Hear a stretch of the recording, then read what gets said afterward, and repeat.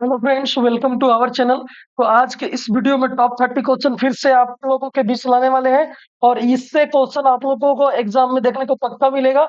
इसलिए वीडियो को बिना स्किप किए हुए फटाफट देख लीजिए एग्जाम में जाने से पहले। चलिए फटाफट हम शुरू होते हैं, क्वेश्चन की ओर जाते हैं। ठीक है। और आप लोगों को आंसर की भी प्रोवाइड किया जाएगा, तो आप लोग चैनल को ज्यादा से ज्यादा सब्सक्राइब करके रखिएगा ताकि आप लोग को आंसर की समय पे पहुंच जाए। चलिए यहाँ पे ध्यान दीजिए। पहला क्वेश्चन क्या है? किसी गोलीय दर्पण की फोकस दूरी और उसकी वक्रता त्रिज्या की क्या होती है? तो यहाँ बता देते हैं बच्चों कि क्या होती है, आधी होती है। इसका राइट आंसर क्या हो जाएगा? आधी होती है। यानी कि किसी गोलीय दर्पण की फोकस दूरी और उसकी त्रिज्या की क्या होती है? आधा होती है। चलिए नेक्स्ट क्वेश्चन की ओर फटाफट ध्यान देते हैं। अगला क्वेश्चन है यहाँ पे बच्चों। नेक्स्ट क्वेश्चन है आपका, किसी वस्तु का अवतल दर्पण द्वारा वास्तविक उल्टा और समान आकार का प्रतिबिंब बनता है, तो वस्तु की स्थिति क्या है? तो इस पे ध्यान दीजिएगा कि यहाँ पे वस्तु कहाँ पे, इस कंडीशन में वस्तु कहाँ पे रहता है बच्चों? सी पर रहता है। कहाँ पे रहता है? सी बोले तो वक्रता केंद्र पे रहता है। चलिए नेक्स्ट क्या है? वाहनों के अग्रदीपों में किस दर्पण का उपयोग किया जाता है? वाहनों के अग्रदीपों में किस दर्पण का उपयोग किया जाता है? तो इसका राइट आंसर हो जाएगा बच्चों अवतल दर्पण। पिछले वीडियो में भी करा चुके हैं। नेक्स्ट क्वेश्चन अगला है, किसी गोलीय दर्पण तथा किसी पतले गोलीय लेंस दोनों की फोकस दूरियां -5 सेंटीमीटर है। दर्पण तथा लेंस संभवतः है, यानी कि इस कंडीशन में कौन सा दर्पण या लेंस हो सकती है वो बताना है आप लोगों को। तो यहाँ पे ध्यान दीजिएगा, ये दोनों क्या होंगे? इस कंडीशन में दोनों अवतल होंगे। ठीक है, दोनों अवतल होंगे, चाहे वो दर्पण हो चाहे वो लेंस हो। चलिए नेक्स्ट क्या है, फटाफट आगे ध्यान देते हैं। नेक्स्ट क्वेश्चन है बच्चों, लेंस की क्षमता का एसआई मात्रक क्या होता है? तो लेंस की क्षमता का एसआई मात्रक डायोप्टर होता है। नेक्स्ट क्या है, मानव नेत्र जिस भाग पर किसी वस्तु का प्रतिबिंब बनाते हैं वह है, यानी कि मानव नेत्र जिस भाग पर किसी वस्तु का प्रतिबिंब बनाता है उस वस्तु को मतलब उस प्रतिबिंब बनाता है उसको हम क्या बोलते हैं? तो दृष्टिपटल बोलते हैं। ऑप्शन नंबर डी आपका बिल्कुल राइट आंसर है। नेक्स्ट है बच्चों, नेत्र में प्रवेश करने वाले प्रकाश की मात्रा को कौन नियंत्रित करता है? तो पुतली नियंत्रित करती है। जो आंख के ऊपर होती है ना, वो पुतली नियंत्रित करती है। ठीक है। निकट दृष्टि दोष को किस लेंस के द्वारा दूर किया जाता है?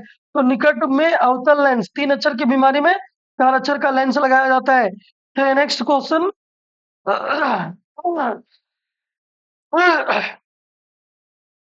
विभवांतर का एसआई मात्रक, विभवांतर का एसआई मात्रक क्या होता है बच्चों? तो वोल्ट होता है। ठीक है। नेक्स्ट है, नेक्स्ट यहाँ पे ध्यान दीजिएगा कि निम्न में कौन पार्श्वक्रम में संयोजित किया जाता है? तो पार्श्वक्रम में संयोजित क्या किया जाता है बच्चों? तो वोल्ट मीटर को पार्श्वक्रम में संयोजित किया जाता है। नेक्स्ट है, जब किसी चालक तार से विद्युत धारा प्रवाहित होती है तो गतिशील कण तो गतिशील कण कौन होते हैं बच्चों? इलेक्ट्रॉन होते हैं। नेक्स्ट क्वेश्चन की ओर फटाफट ध्यान दीजिएगा। पश्चिम की ओर प्रक्षेपित कोई धन आवेशित कण किसी चुंबकीय क्षेत्र द्वारा उत्तर की ओर विक्षेपित हो जाता है, चुंबकीय क्षेत्र की दिशा क्या है? तो यहाँ पे ध्यान दीजिएगा कि इसका जो राइट आंसर हो जाएगा बच्चों ऊपरी मुखी हो जाएगा। क्या? यानी कि ऊपर की ओर, यानी कि इस प्रकार से। ठीक है। चलिए नेक्स्ट क्या है, 2H2 + O2 एरो, यानी कि एरो के बाद यानी कि विक्रिया के बाद 2H2O बन गया। किस प्रकार की अभिक्रिया है? तो यहाँ पे देखिए दो अभिकारक है। कितना है? दो, और बन रहा है, एकल उत्पाद का निर्माण कर रहा है। तो ये संयोजन अभिक्रिया होता है। क्या होता है बच्चों? संयोजन अभिक्रिया।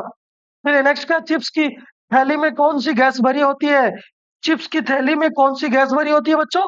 नाइट्रोजन का। इसीलिए वो वस्तु यानी कि जो खाद्य पदार्थ है वो खराब नहीं होता है। चलिए नेक्स्ट क्वेश्चन है, निम्न में कौन प्रबल अम्ल है? निम्न में कौन प्रबल अम्ल है? तो यहाँ पे सारे अम्ल है, तो इसमें जो सबसे प्रबल अम्ल है बच्चों वो कौन है वो बताना है आप लोगों को। तो इसका राइट आंसर हो जाएगा ऑप्शन नंबर ए। चलिए मेरे प्यारे बच्चों फिर से देखिए यहाँ पे, अपच का उपचार करने के लिए निम्न में से कौन सी औषधि का उपयोग किया जाता है?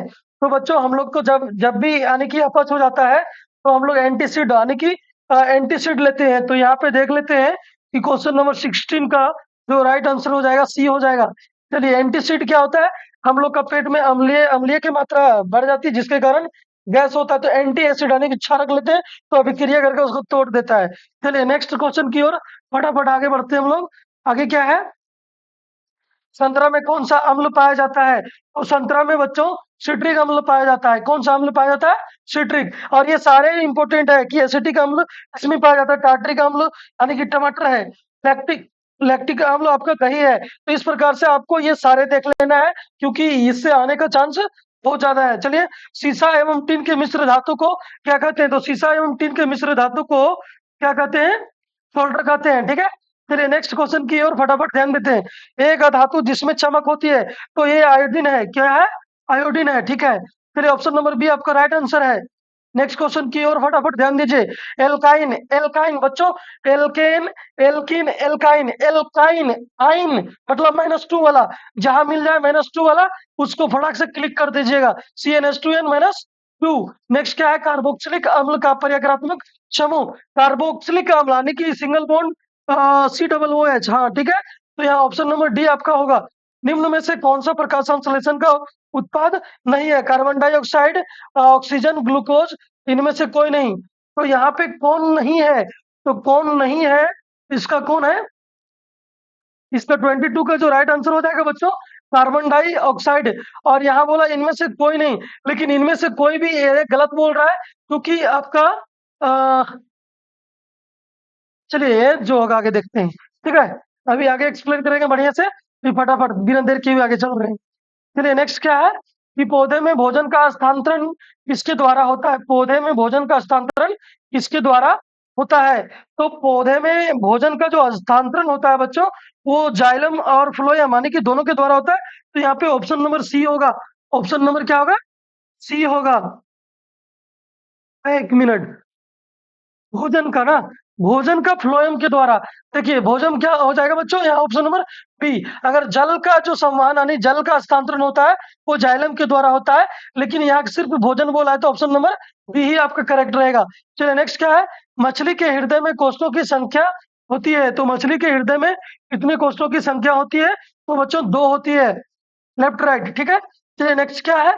कौन सा हार्मोन रुधिर में शर्करा की मात्रा को नियंत्रित करता है? तो यहाँ पे शर्करा को नियंत्रित कौन करता है बच्चों? यहाँ पे इसका राइट आंसर हो जाएगा इंसुलिन। देखते हैं कि जब किसी को डायबिटीज हो जाता है, शर्करा की मात्रा जिसे बोलते हैं हम लोग, शुगर पेशेंट है, शुगर हो गया है, तो उसको नियंत्रित कौन करता है? इंसुलिन करता है। सबसे छोटी अंतःस्रावी ग्रंथि कौन है? तो सबसे छोटी अंतःस्रावी ग्रंथि पिट्यूटरी ग्रंथि है। ठीक है, चलिए